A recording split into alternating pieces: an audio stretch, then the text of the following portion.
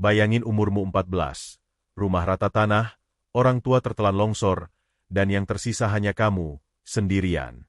Di kaki gunung, di antara kabut dan embun, Adi bertahan, kerja serabutan, menambal atap seng, menyisihkan receh untuk darurat. Sampai satu hari di hutan, sunyi menelan langkahnya, doa terucap, kabut terbelah. Muncul penjaga hutan yang menghadiahkan 2 anak ayam, ujian, bukan hiburan. Dari 2 nyawa kecil itu, rezeki bertunas, dan kelak, cahaya kecil Adi menyalakan seluruh desa. Amin. Ya Allah, Tuhan yang Maha Pengasih dan Maha Pengatur rezeki, berkahilah setiap pendengar kisah ini dengan hati yang kuat seperti Adi, yang tetap sabar meski kehilangan segalanya. Limpahkan ketenangan bagi yang sedang berjuang, sembuhkan yang sedang patah, dan cukupkan yang sedang kekurangan. Untuk setiap orang yang subscribe tahun ini, ya Allah, mudahkan jalannya menuju rumah impian, lunaskan seluruh hutangnya tanpa memberatkan, dan bukakan pintu rezeki dari arah yang tak disangka-sangka. Jadikan tahun ini titik balik penuh keberkahan. Kalau kamu mengaminkan doa ini dari hati yang tulus, tulis, amin, di kolom komentar sekarang. Udara pagi di desa Cipetir terasa menusuk tetapi menenangkan. Kabut tipis bergelayut di antara batang-batang pinus yang menjulang tinggi, menutupi puncak bukit di kejauhan. Di bawah sana, embun menggantung di ujung daun padi, memantulkan cahaya lembut matahari yang baru terbit. Alam masih basah oleh hujan semalam. Aroma tanah lembab bercampur dengan bau asap kayu dari dapur-dapur rumah penduduk yang mulai beraktivitas. Suara ayam jantan bersahutan, menggema pelan di antara pepohonan. Di sudut paling ujung desa itu berdiri sebuah rumah kecil beratap rumbia, berdinding papan, dan berlantaikan tanah. Di depannya ada sebatang pohon pisang yang daunnya sobek-sobek tertiup angin. Rumah itu tampak ringkih, namun disitulah tinggal seorang anak laki-laki berusia 14 tahun bernama Adi. Beberapa bulan lalu, hidup Adi berubah selamanya. Longsor besar melanda desa, akibat hujan deras 3 hari berturut-turut. Malam itu, langit bergemuruh tanpa henti. Angin memukul daun bambu seperti cambuk. Adi sedang membantu Pak Rahmat, tetangganya, menimba air di sumur belakang ketika suara itu datang, gemuruh panjang dari arah bukit, disusul teriakan orang-orang yang panik. Longsor! Dari belakang bukit. Adi berlari sekencang yang ia bisa, lumpur sudah setinggi betis, hujan menampar wajahnya. Ia menembus kegelapan sambil berteriak memanggil orang tuanya. Tapi yang menyambutnya hanyalah suara tanah runtuh dan raungan petir. Ketika ia tiba di tempat rumahnya berdiri, yang tersisa hanyalah tumpukan tanah dan potongan kayu. Rumah kecil itu hilang, tertimbun bersama ayah dan ibunya yang beberapa menit sebelumnya masih di dalam. 2 hari kemudian jasad mereka ditemukan berpelukan di bawah reruntuhan. Wajah keduanya masih utuh, seolah sedang tertidur. Adi tak bisa menahan tangis. Dunia yang ia kenal lenyap seketika. Sejak hari itu, ia hidup sendiri. Tak punya saudara, tak punya harta, hanya rumah separuh roboh peninggalan orang tuanya. Warga desa sebenarnya menawarinya untuk tinggal bersama, tapi Adi menolak halus. Terima kasih, Bu. Biar saya di rumah sendiri aja. Saya mau rawat yang tersisa dari bapak sama ibu. Dengan bantuan beberapa tetangga, ia menambal atap seng bekas dan menyangga dinding yang miring dengan bambu. Malam-malam pertama, ia tidur ditemani suara serangga dan angin yang masuk dari celah papan. Tapi bagi Adi, tempat itu tetap rumah, satu-satunya yang mengikatnya dengan kenangan masa lalu. Setiap pagi ia bangun sebelum matahari naik, menyapu halaman yang becek, memanaskan air di panci kecil, lalu berangkat mencari pekerjaan apa saja yang halal. Kadang membantu Pak Jaya di sawah, kadang ikut Burini ke pasar membawa sayur, kadang menebang bambu di hutan. Upahnya kecil, tapi cukup untuk membeli beras dan sedikit lauk. Ia tidak pernah menuntut lebih. Orang-orang di desa mengenalnya sebagai anak yang sopan dan pekerja keras. Adi itu beda, kata Burini suatu pagi di warung. Hidupnya susah, tapi senyumnya gak pernah hilang. Pak Rahmat mengangguk. Kalau semua anak sekuat dia, desa ini aman. Adi sendiri tidak pernah merasa istimewa. Ia hanya tahu satu hal, kalau ia malas, tak ada yang akan menolongnya. Setiap kali memegang uang hasil kerja, ia selalu menyisihkan sedikit untuk ditaruh di kaleng kecil di pojok kamarnya. Buat jaga-jaga, katanya pelan, mengingat pesan almarhum ayahnya bahwa hidup selalu punya cara menguji kesiapan manusia. Saat sore datang, Adi duduk di pinggir sawah memandangi matahari tenggelam di balik bukit yang dulu menelan rumahnya. Warna oranye langit memantul di air irigasi, seperti mengingatkan bahwa hidup tetap berjalan. Dalam hati ia berbisik, kalau bapak ibu masih ada, pasti senang lihat sawah ini masih hijau. Kadang malam tiba dengan kesepian panjang. Di kamar sempitnya, ia menatap foto lama orang tuanya yang sudah mulai pudar, lalu berdoa lirih. Bapak, Ibu, Adi janji gak akan nyerah. Adi bakal terus berusaha, kayak yang bapak ajarin. Angin malam berhembus lembut melalui celah papan, membawa bau tanah basah dan suara jangkrik. Di tengah kesunyian itu, air mata Adi jatuh, bukan karena putus asa, tapi karena rindu. Ia menutup mata, menarik napas panjang, lalu tersenyum kecil. Ia tahu, selama ia masih bisa bekerja, berdoa, dan bersyukur, hidupnya belum selesai. Malam itu, untuk pertama kalinya setelah bencana, Adi benar-benar tidur nyenyak. Di luar, hujan turun rintik-rintik di atas atap seng bekas. Dan di dalam, seorang anak yatim piatu mulai belajar satu hal yang kelak akan menuntunnya sepanjang hidup, bahwa rasa kehilangan bisa menumbuhkan kekuatan yang tak pernah ia sadari sebelumnya. Udara pagi di desa Cipetir terasa menusuk tetapi menenangkan. Kabut tipis bergelayut di antara batang-batang pinus yang menjulang tinggi, menutupi puncak bukit di kejauhan. Di bawah sana, embun menggantung di ujung daun padi, memantulkan cahaya lembut matahari yang baru terbit. Alam masih basah oleh hujan semalam. Aroma tanah lembab bercampur dengan bau asap kayu dari dapur-dapur rumah penduduk yang mulai beraktivitas. Suara ayam jantan bersahutan, menggema pelan di antara pepohonan. Di sudut paling ujung desa itu berdiri sebuah rumah kecil beratap rumbia, berdinding papan, dan berlantaikan tanah. Di depannya ada sebatang pohon pisang yang daunnya sobek-sobek tertiup angin. Rumah itu tampak ringkih, namun disitulah tinggal seorang anak laki-laki berusia 14 tahun bernama Adi. Beberapa bulan lalu, hidup Adi berubah selamanya. Longsor besar melanda desa, akibat hujan deras 3 hari berturut-turut.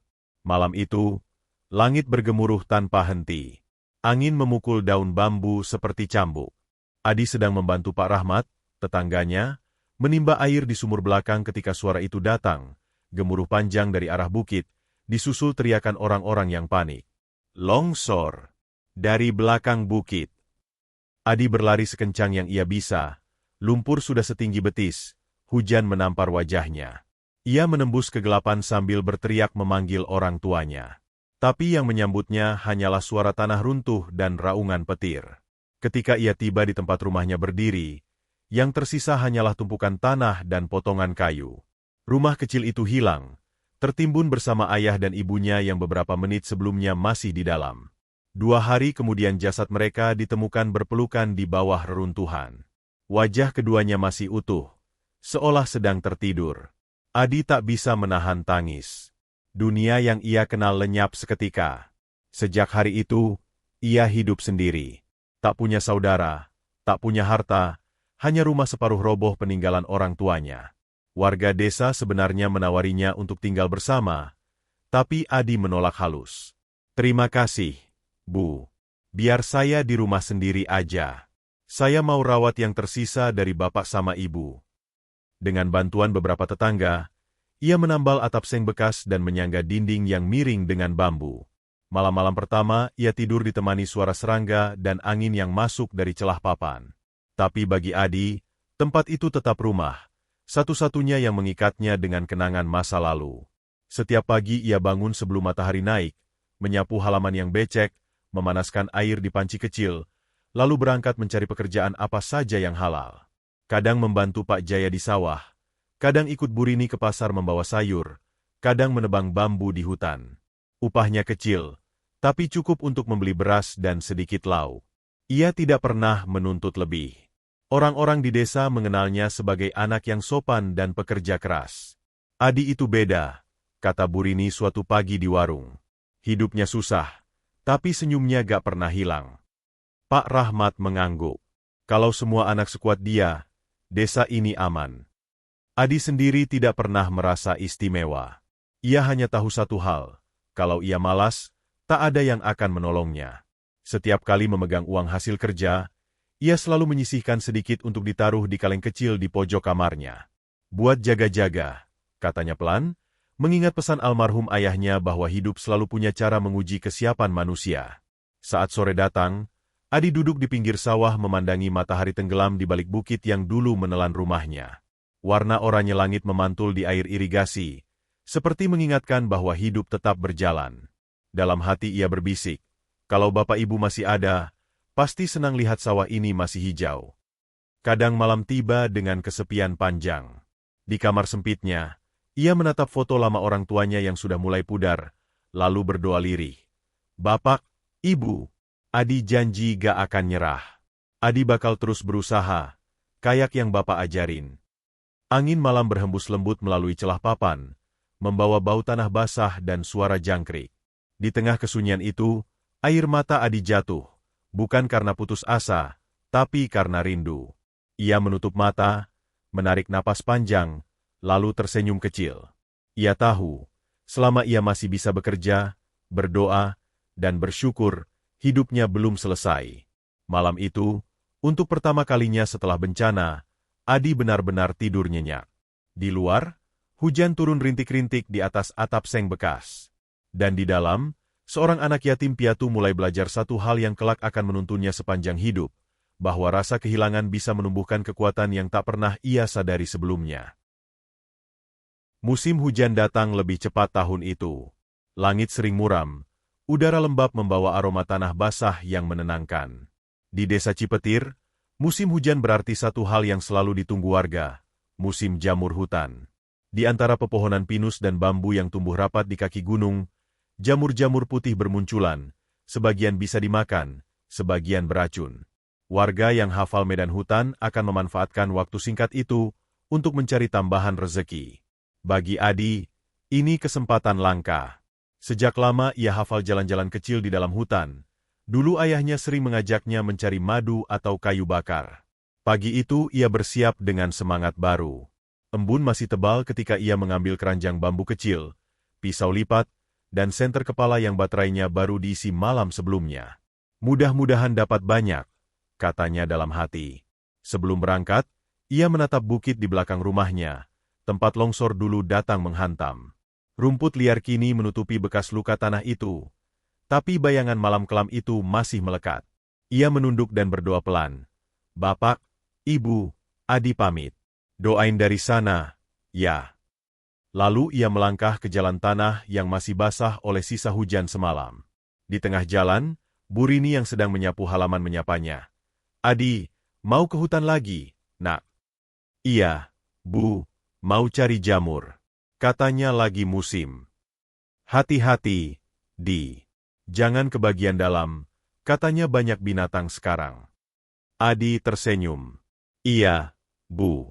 Adi hafal jalannya kok. Langit perlahan cerah, kabut tipis bergeser di antara batang pohon. Begitu memasuki hutan, suasana langsung berubah. Suara burung bersahutan, air sungai kecil di bawah lereng mengalir lembut, sinar matahari menembus dedaunan seperti tirai cahaya. Ia berjalan santai sambil memotong jamur satu persatu, memastikan batang tidak rusak. Kalau topinya licin dan baunya aneh, jangan diambil, pesan ayahnya dulu. Waktu berlalu tanpa terasa. Keranjangnya sudah setengah penuh. Pipinya basah oleh keringat, tapi hatinya senang. Ia duduk sebentar di atas batu besar, meneguk air minum, lalu menatap sekeliling. Tenang banget di sini, gumamnya. Namun ketika ia berdiri untuk pulang, langkahnya terhenti. Jalur yang tadi ia lalui tidak terlihat lagi. Pohon-pohon tampak seragam. Tak ada batu besar di dekat beringin seperti biasanya. Ia menoleh kiri kanan, tapi semua tampak sama. Tadi lewat sini, kan? Bisiknya pelan. Ia mencoba berjalan ke arah lain, tapi tanah makin lembek, udara makin lembab, dan suara burung perlahan menghilang. Hanya angin lembut yang berhembus seperti bisikan samar. Jantungnya mulai berdebar. Ia naik ke atas batu, mencoba melihat arah sungai, tapi kabut menutup pandangan. Ia turun lagi, duduk, menenangkan diri seperti yang dulu diajarkan ayahnya. Tenang, Di. Jangan panik. Hutan ini gak luas-luas amat. Ia menarik napas dalam, lalu berdoa lirih. Ya Allah, tunjukkan jalan pulang. Saya cuma mau cari rezeki, bukan mau ganggu siapa-siapa. Angin berhenti tiba-tiba. Daun-daun yang tadi bergerak kini diam. Sunyi, seakan seluruh hutan menahan napas. Kabut menebal di antara pohon-pohon tinggi, dan dari dalam kabut itu muncul bayangan samar. Semakin lama semakin jelas, sosok tinggi besar, tubuhnya seperti diselimuti asap, tapi wajahnya tenang. Matanya memancarkan cahaya hijau kekuningan yang lembut. Adi mundur beberapa langkah, lututnya gemetar. Siapa itu? Suaranya hampir tak terdengar. Sosok itu berhenti beberapa meter di depannya, lalu berbicara dengan suara berat namun damai. Jangan takut, Adi. Anak itu terkejut. Kamu tahu nama saya? Aku tahu banyak tentangmu, jawabnya. Aku penjaga hutan ini. Sudah lama aku memperhatikanmu. Kau selalu meminta izin setiap kali mengambil jamur, tak pernah menebang, tak pernah merusak. Kau berbeda dari manusia lain. Adi menelan ludah, tapi keberanian kecil muncul di dadanya. Saya gak sengaja nyasar, Kang. Maaf kalau ganggu. Sosok itu tersenyum samar. Mungkin ini bukan kebetulan. Kadang, ketika hati siap, alam akan menuntun manusia pada pertemuan yang telah ditulis sejak lama. Dari telapak tangannya yang berasap keluar 2 titik cahaya kecil, berputar-putar di udara sebelum berubah menjadi 2 ekor anak ayam mungil, 1 jantan, 1 betina. Bulu mereka putih bersih, berkilau lembut terkena sinar kabut. Adi menatap takjub, antara takut dan haru. Rawatlah mereka, kata sosok itu lembut. Mereka akan jadi awal rezekimu. Tapi ingat, bila kelak hidupmu lapang, jangan lupa berbagi dengan fakir miskin dan anak yatim. Sebab rezeki sejati bukan milikmu, melainkan titipan. Adi menunduk. Air matanya jatuh tanpa ia sadari. Demi Allah, saya janji. Saya akan ingat pesan itu. Angin kembali berhembus. Dedaunan bergoyang pelan. Burung-burung kembali bersuara. Sosok itu memudar bersama kabut, meninggalkan kehangatan aneh di udara. Di kaki Adi, 2 ayam kecil itu berlari kecil lalu berdiam di pangkuannya. Ia mengusap mata, memastikan ini bukan mimpi. Saat menoleh ke depan, jalur setapak yang tadi hilang kini tampak jelas di hadapannya. Matahari condong ke barat, sinarnya menembus kabut seperti tirai emas. Adi tersenyum di tengah air matanya. Kalau ini mimpi, semoga aku gak cepat bangun. Ia menenteng keranjang bambu, meletakkan 2 ayam kecil di dalamnya, lalu berjalan pulang.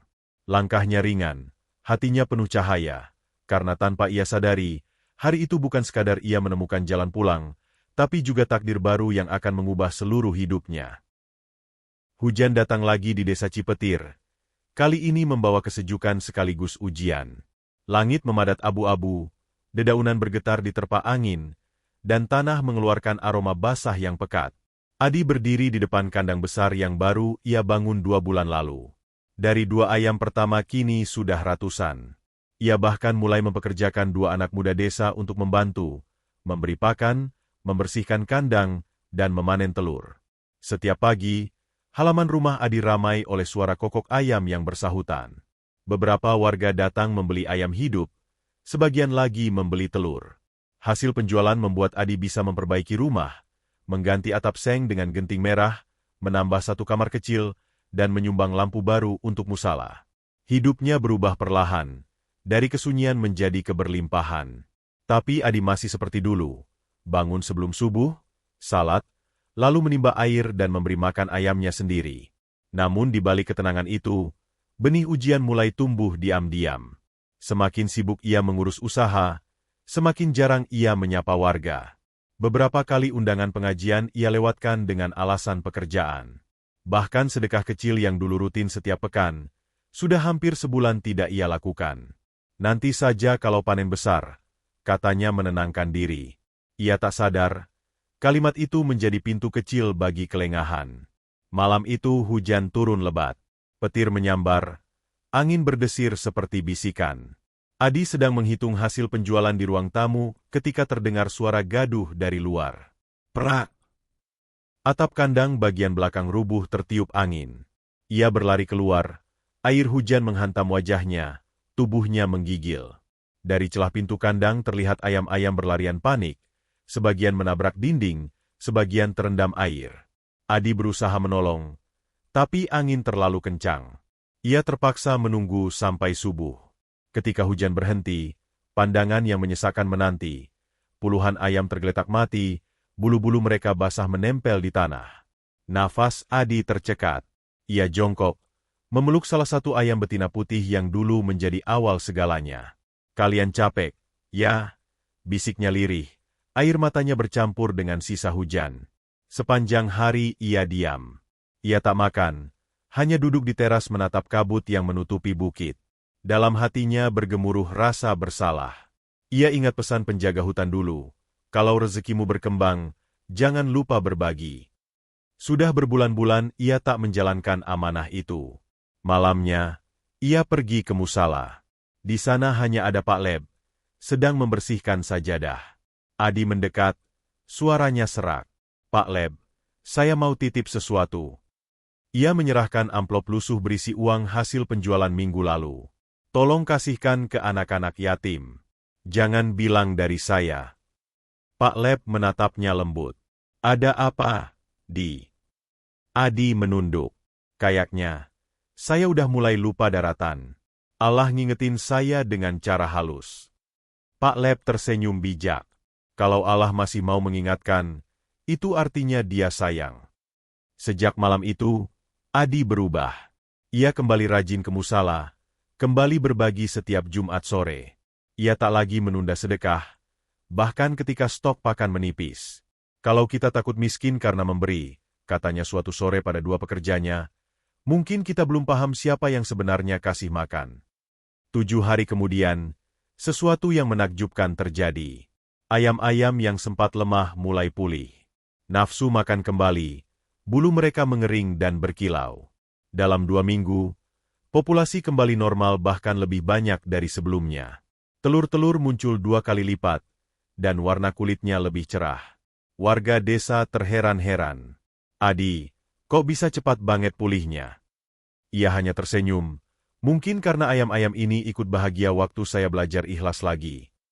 Sore itu, Adi berdiri di halaman menatap langit jingga. Angin bertiup lembut, membawa aroma tanah dan suara burung pulang ke sarang. Di kejauhan, suara anak-anak kecil terdengar yang bermain di musala yang dulu ia bantu pasangi lampu. Adi tersenyum haru.